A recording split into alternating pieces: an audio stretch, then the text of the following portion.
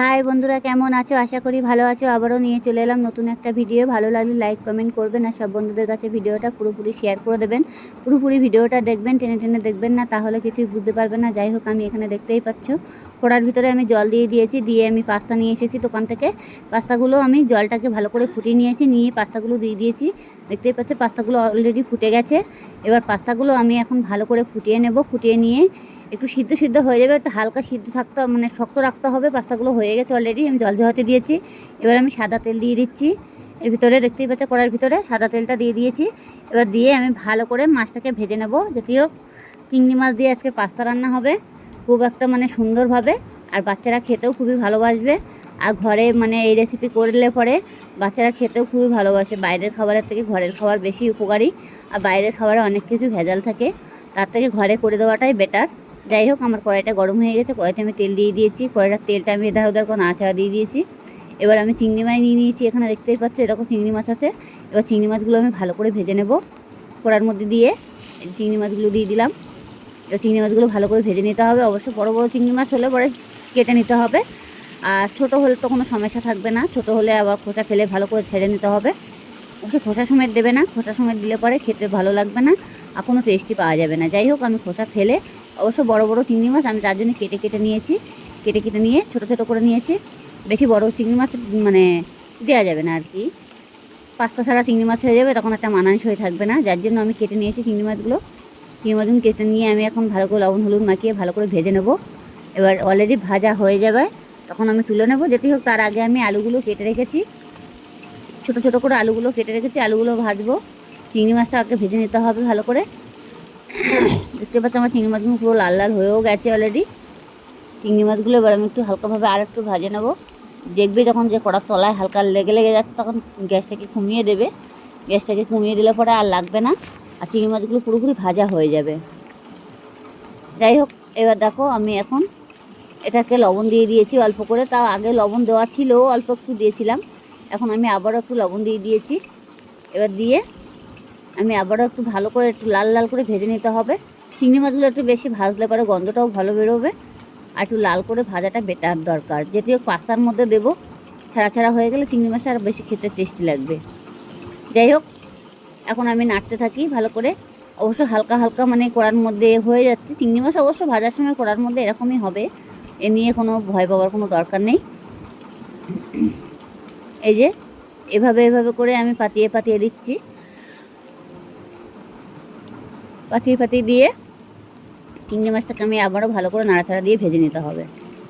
এমনি চিংড়ি মাছটা আমার পুরো লাল লাল হয়েও গেছে, দেখতেই পাচ্ছ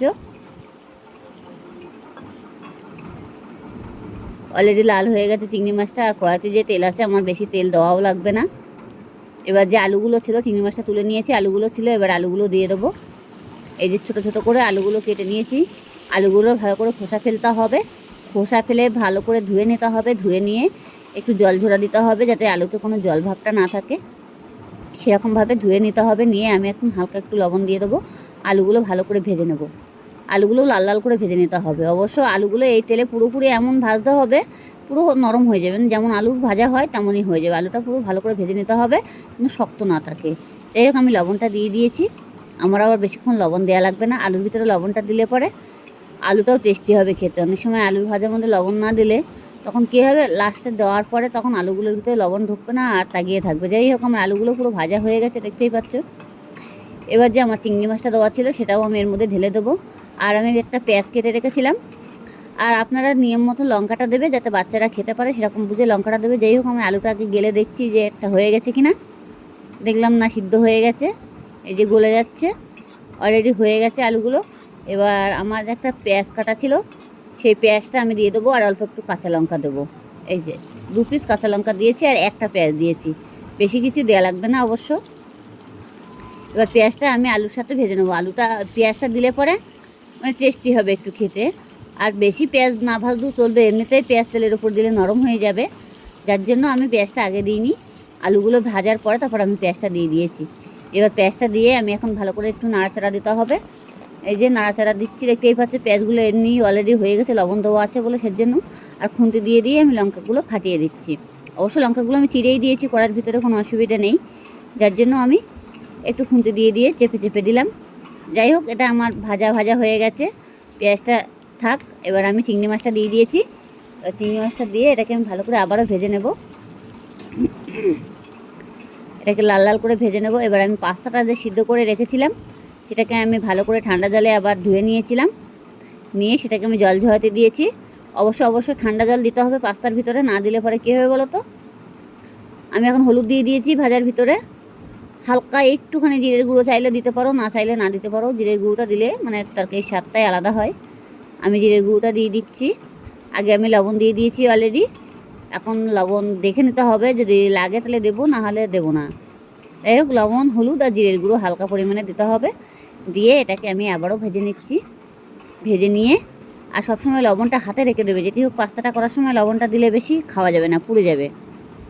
এটা হাতে রেখে সবসময় লবণটা দিতে হবে, তাহলে এটা আর পুড়ে যাবে না।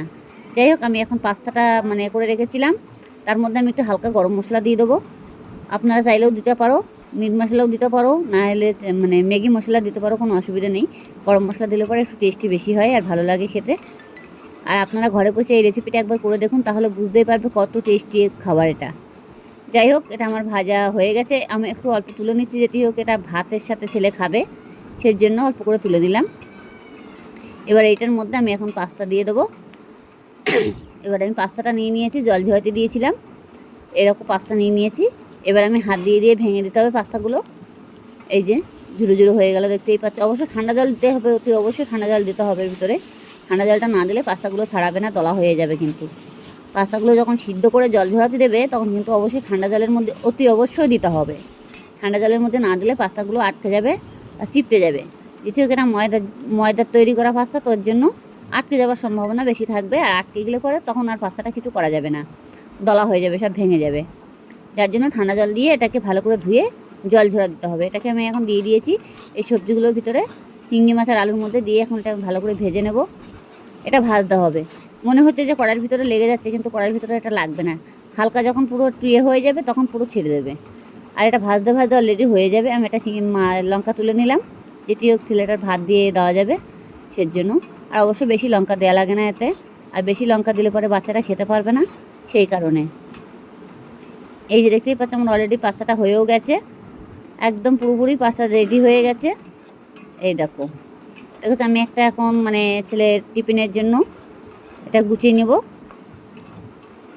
দেখতেই পাচ্ছ কড়ার মধ্যে লাগার কোনো ছিন নেই, আর গোটা গোটাই আছে। আর মানে কোনো ঝুড়ো হয়ে গেলে হবে না, ঝুড়ো ঝুড়ো হয়ে গেলে মানে খেতে পারবে না আর কি, একদম মানে বাজে হয়ে যাবে। যাই হোক, আমি একটু পাতিয়ে পাতিয়ে দিলাম যাতে একটু জালটা মানে লাগে আর কি। হালকা করে গ্যাসটা কমিয়ে দিচ্ছি। আমি এখন দেখে নিচ্ছি পাস্তাটা হয়ে গেছে কি না। দেখলাম না, হয়ে গেছে পাস্তাটা, এটা আর কোনো নেই। পাস্তাটা পুরোপুরি আমার কমপ্লিট করা হয়ে গেছে। এবার আমি একটু হালকা করে মানে করে দেবো, একটু জালটা দিয়ে নেবো কড়ার তলায়, যাতে একটু হালকা হালকাভাবে যাতে একটু হয়ে যায় আর কি। এমনিতেই হয়েই গেছে পাস্তা, দেখতেই পাচ্ছ। আর এটাতে বেশি মানে ঝামেলা নেই পাস্তা করার জন্য। আর বাচ্চারা খেতে এত ভালোবাসে এই পাস্তা, ম্যাগি, এইসবগুলো তো বাচ্চারা বেশি ভালোবাসে। এটা ঘরে বসে করুন, ভালো লাগলে লাইক কমেন্ট করবেন, আর সব বন্ধুদের কাছে ভিডিওটা পুরোপুরি শেয়ার করে দেবেন।